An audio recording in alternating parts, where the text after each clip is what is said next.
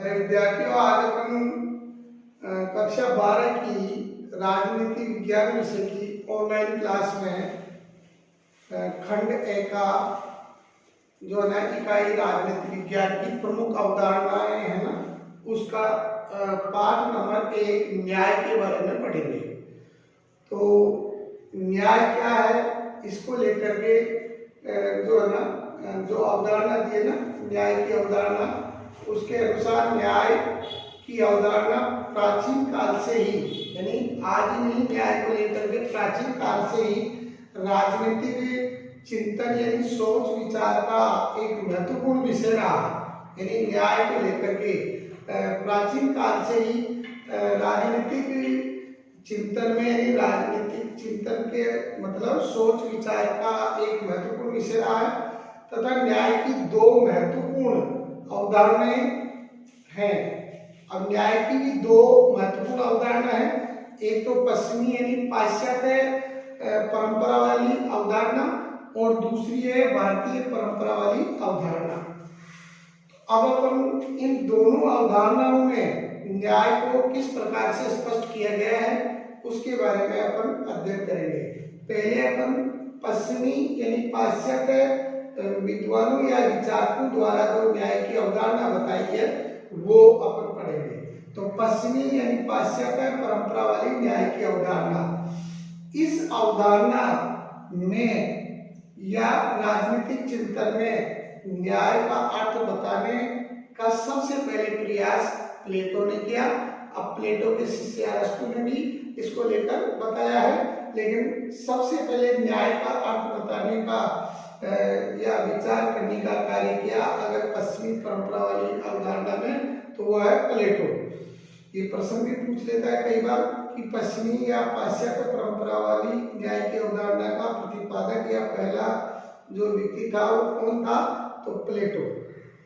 प्लेटो ने इस न्याय का अर्थ या तात्पर्य क्या बताया, तो प्लेटो ने न्याय का अर्थ या तात्पर्य बताते हुए कहा कि प्रत्येक व्यक्ति द्वारा अपने निर्दिष्ट या निर्धारित कार्य करना और दूसरों के कार्यों में हस्तक्षेप न करना ही न्याय है।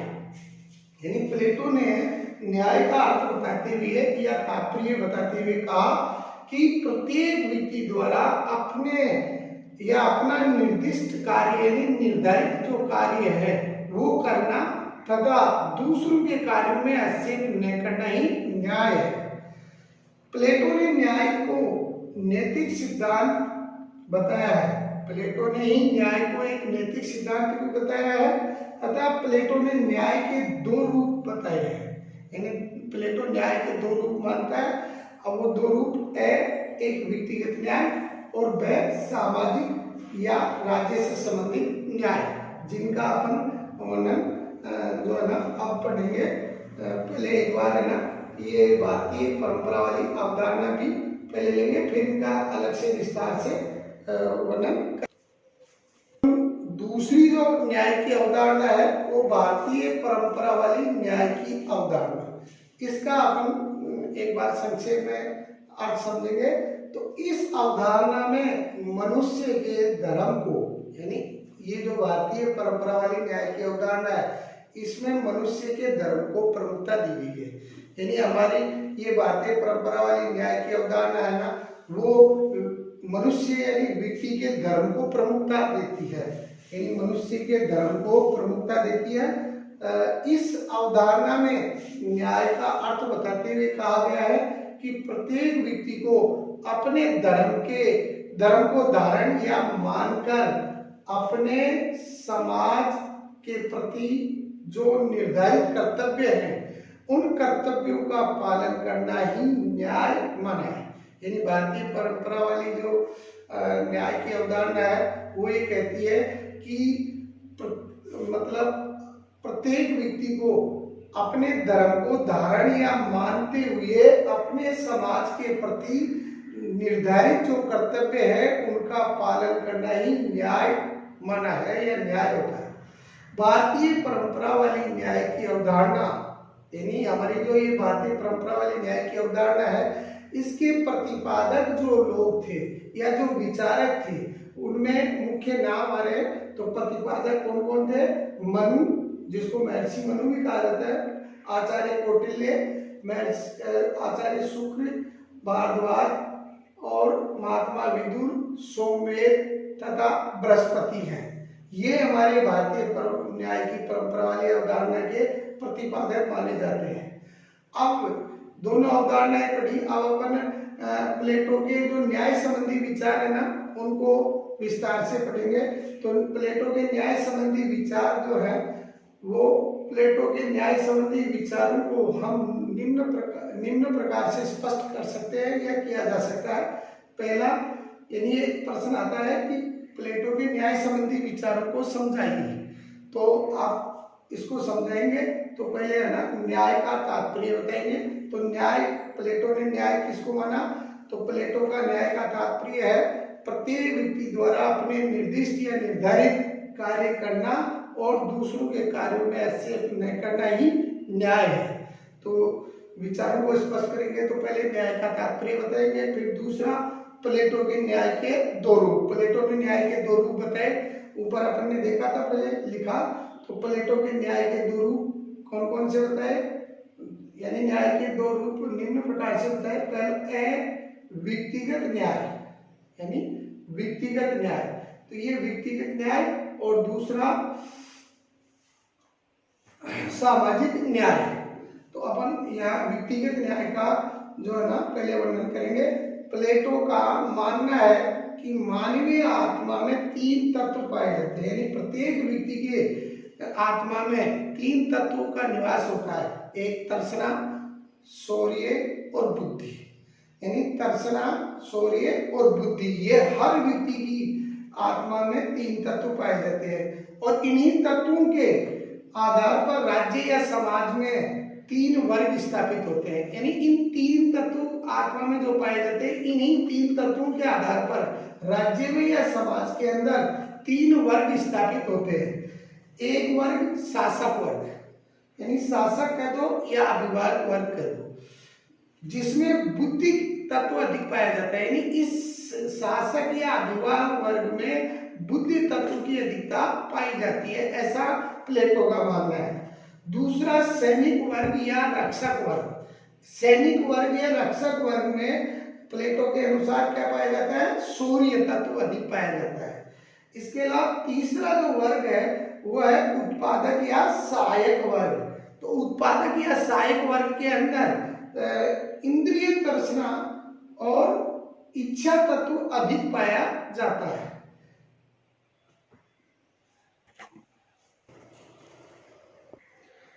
प्लेटो ने अपने पुस्तक या ग्रंथ, प्लेटो की पुस्तक या ग्रंथ का नाम है रिपब्लिक।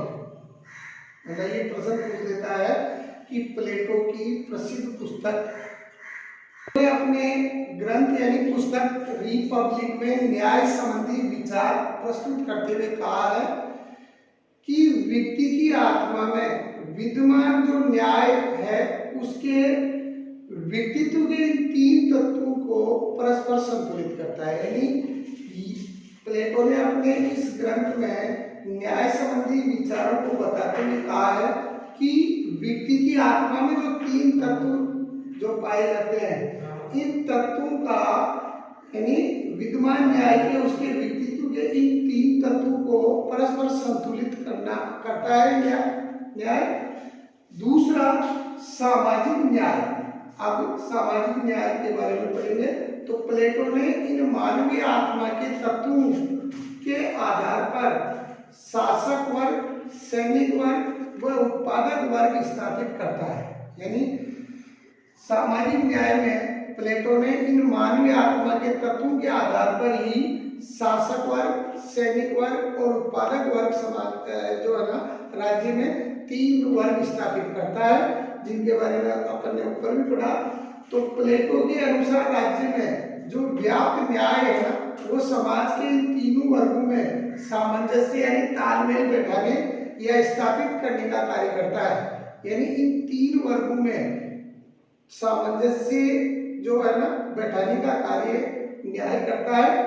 अतः प्लेटो ने सामाजिक न्याय का आशय बताते हुए कहा है, यानी इस आधार पर प्लेटो ने सामाजिक न्याय का आशय या अर्थ बताते हुए कहा है कि राज्य के तीनों वर्गों को अपने अपने निर्दिष्ट कार्य क्षेत्र की परिधि यानी निर्धारित कार्य क्षेत्र की परिधि या सीमा में रहकर कार्य करते हुए अपने कार्य में विशेषज्ञता या विशिष्टता प्राप्त करनी चाहिए तथा दूसरों के कार्यों में अनावश्यक हस्तक्षेप नहीं करना चाहिए। अरस्तु के न्याय संबंधी जो विचार थे उनको अपन आज पढ़ेंगे। तो अरस्तु ने न्याय का सरोकार यानी न्याय का अर्थ बताते हुए या उसके सरोकार को बताते हुए उन्होंने कहा कि मानवीय संबंधों का नियमन ही न्याय है। यानी अरस्तु ने न्याय का सरोकार मानवीय संबंधों के नियमन से बताया है और इनका यह विश्वास था कि लोगों के मन में न्याय के बारे में एक जैसी अवधारणा होने के कारण ही राज्य नाम की संस्था अस्तित्व में आई। यानी अरस्तु का ये कहना है कि लोगों के मन में न्याय को लेकर एक जैसी अवधारणा या धारणा थी होने के कारण ही राज्य नाम की संस्था अस्तित्व में आई है। अतः उन्होंने वितरण न्याय में तर्क देते हुए बताया कि प्रत्येक व्यक्ति को पद प्रतिष्ठा व धन संपदा में उसकी योग्यता के अनुसार ही हिस्सा मिलना चाहिए। तो कहने का मतलब अरस्तु ने ये न्याय को बताते हुए कहा कि प्रत्येक व्यक्ति को राज्य में पद प्रतिष्ठा व धन संपदा का वितरण जो हो वो उसकी व्यक्ति की योग्यता के अनुसार ही होना चाहिए, वही न्याय माना है। अरस्तु ने न्याय के दो रूप बताए। अब अरस्तु ने न्याय के दो रूप बताए।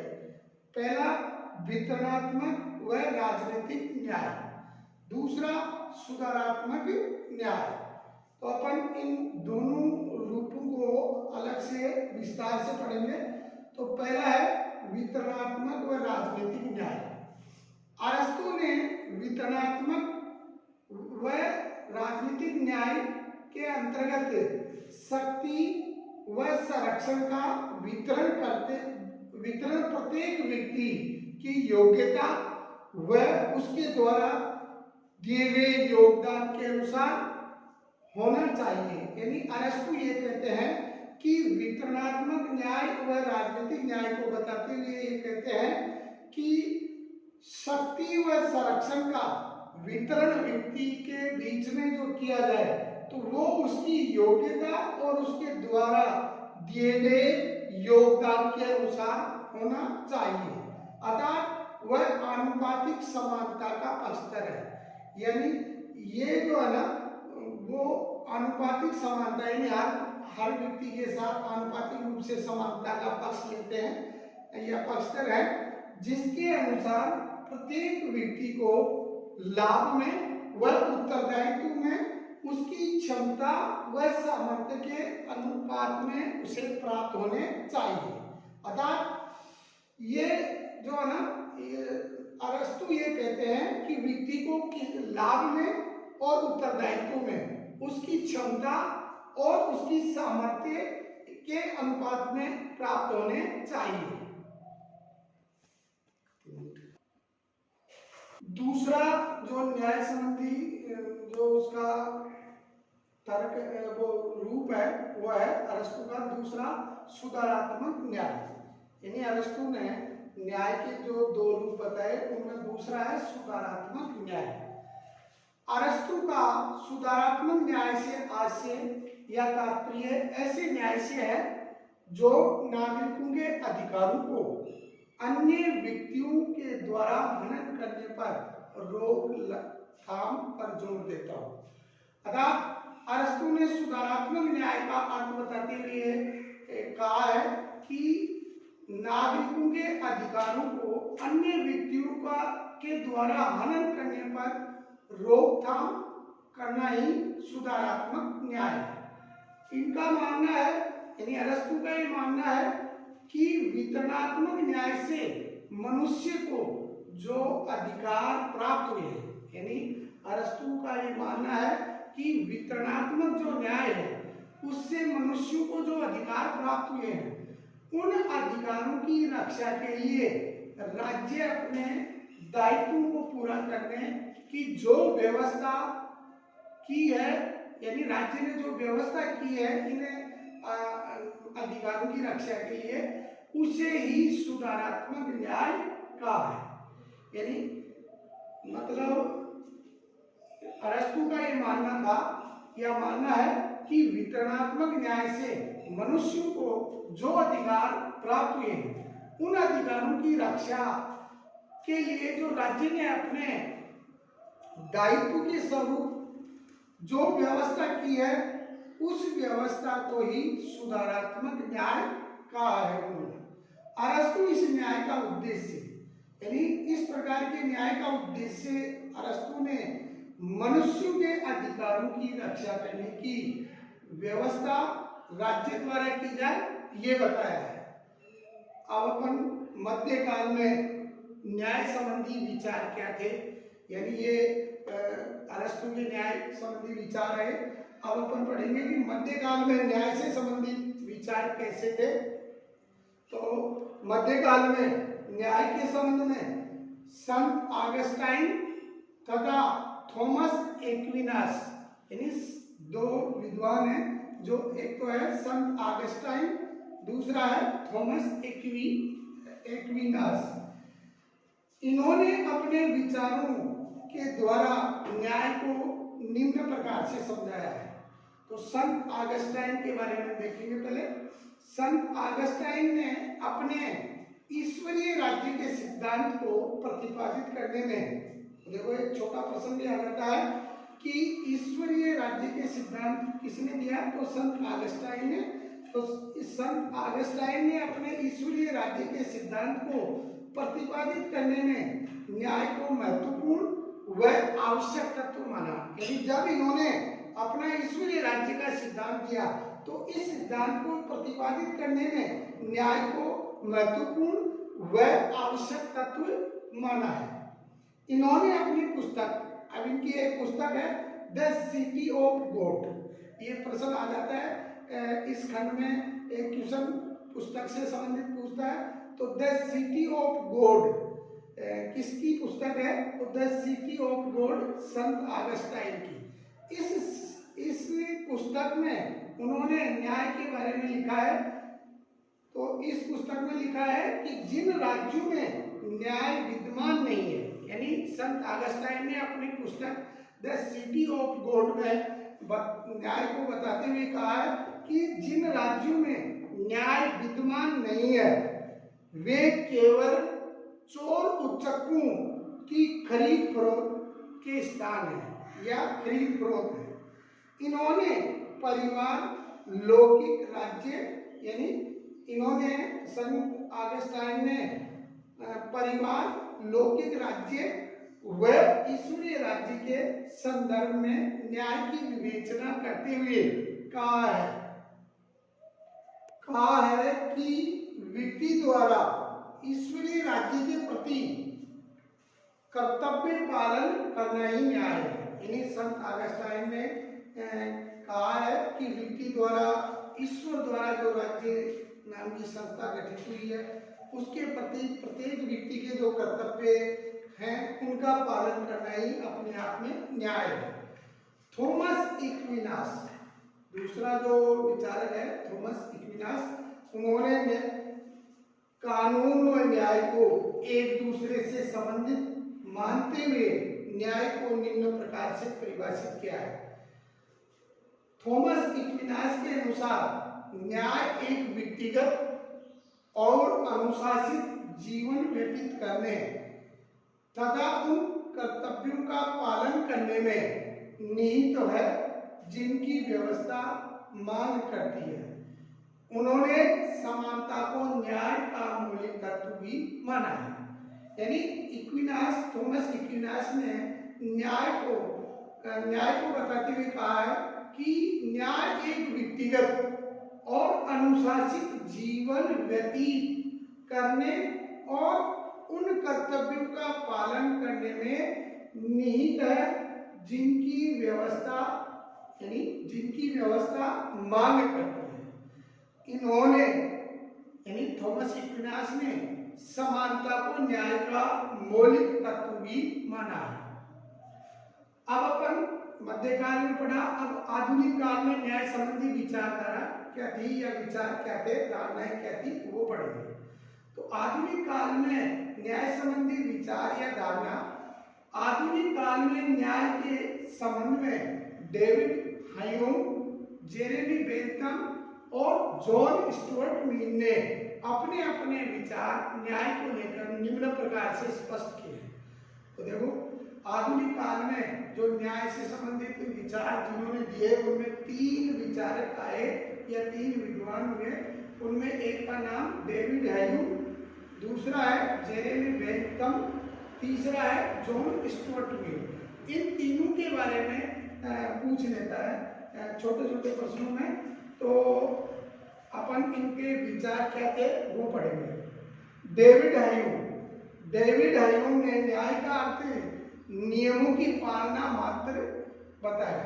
यानी डेविड ह्यूम ने न्याय को बताते हुए कहा है कि नियमों की पालना मात्र ही न्याय है और ये नियम सर्वहित यानी सबके हितों का आधार है। यानी नियम जो है ना वो सबके हितों का आधार माना है उन्होंने। इसी तरह जेरेमी बेंथम ने न्याय को बताते हुए कहा है, या पहले तो अपन ये देखें कि जेरेमी बेंथम एक इससे संबंधित एक छोटा प्रश्न पूछता है कि उपयोगितावाद का प्रवर्तक किसे माना जाता है। 1 नंबर वाले क्वेश्चन में आ जाता है। तो उपयोगितावाद का प्रवर्तक जो है ना जेरेमी बेंथम को माना जाता है। तो जेरेमी बेंथम यानी इनको उपयोगितावाद का प्रवर्तक माना जाता है तथा इसी आधार पर यानी उपयोगिता के आधार पर ही न्याय को परिभाषित करते हुए उन्होंने कहा है कि अधिकतम लोगों का अधिकतम सुख के आधार पर सार्वजनिक वस्तुओं और सेवाओं का वितरण करना ही न्याय है। यानी ये उपयोगितावाद के प्रबल समर्थक हैं या इनके जो है ना प्रवर्तक माने जाते हैं। तो इसी आधार पर न्याय को परिभाषित करते हुए उन्होंने कहा है कि अधिकतम लोगों का अधिकतम सुख के आधार पर सार्वजनिक जो वस्तुएं हैं और जो सेवाएं हैं, जो सार्वजनिक वस्तुएं और सेवाएं हैं उनका वितरण भी इसी आधार पर होना चाहिए कि जिससे सार्वजनिक वस्तु या सार्वजनिक सेवाएं जो है उनसे से ज्यादा लोगों को जो है ना लाभ प्राप्त हो। इसी को उन्होंने न्याय माना है।